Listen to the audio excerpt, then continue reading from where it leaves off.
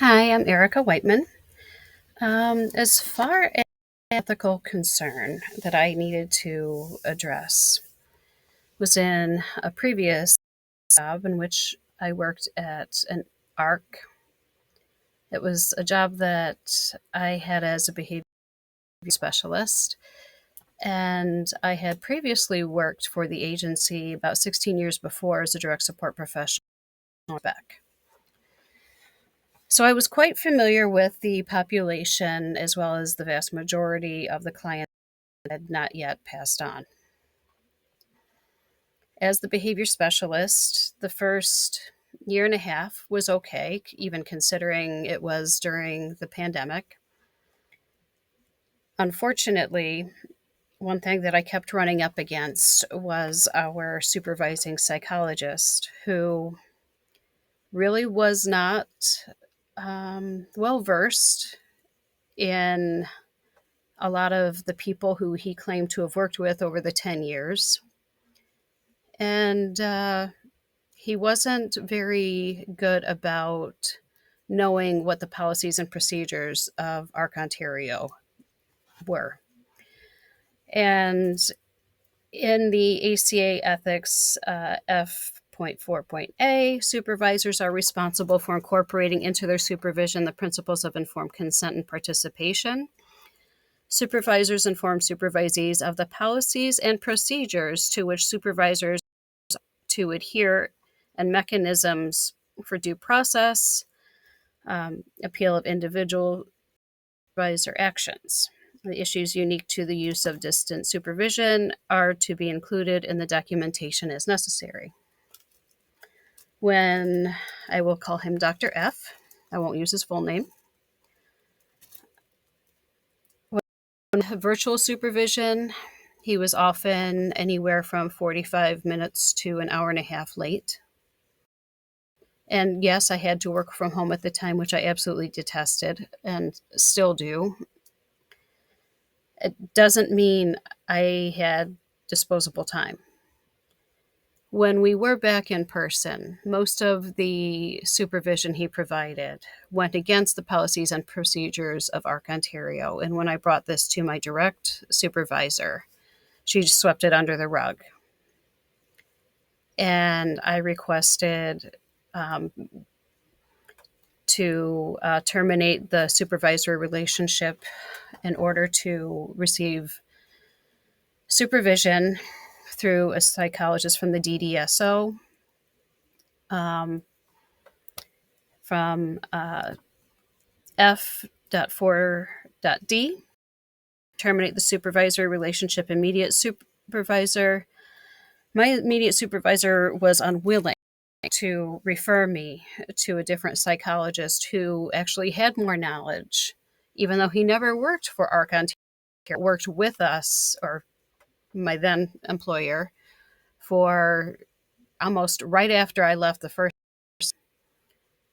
and had a lot more knowledge than Dr. F about our policies and procedures because he had a clientele who used our services. The best my immediate supervisor did was placate me and say he's on one, and then during her supervision with him, follow up with some damage control and inform him of the policies and procedures that ARC Ontario will no longer cross county lines to provide services, nor will we overstep our boundaries into OPW, DD, and DDSO in order to train other professionals. And while I appreciated her defending me on that piece, what eventually happened, because I was not able to even do training virtually with providers in a different county after some of the DDSO state homes closed and individuals had to be shipped to one of my clients, we will call him, PICA, was not adequately supervised ingested a bunch of toilet paper and an impaction of his intestines and passed.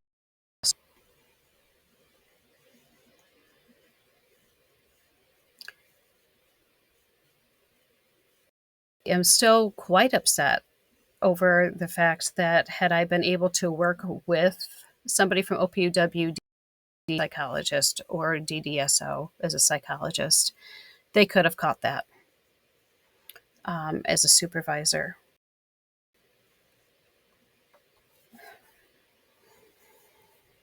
So I'm really not sure how I could have navigated that. Otherwise, any grievance that I brought up, it just seemed like my direct supervisor shot it down. Um, there was a little bit of conflict, and I'm downplaying that quite a bit, between me and a different supervisor that was assigned to me in the interim when my direct supervisor was on maternity leave. And I became rather vocal about the fact that they were best friends.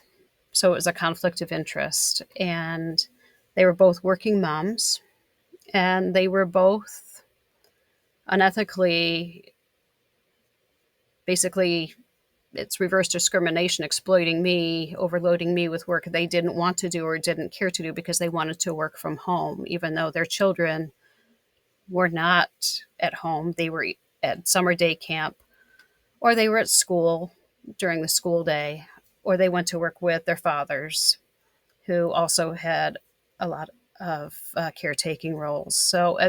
And it was more than just a supervisory issue. There were lots of other ethical issues, but that it began with the poor supervision I received from Dr. F. And unfortunately, as far as I know, ARC still works with that psychologist. I don't recommend. Thanks.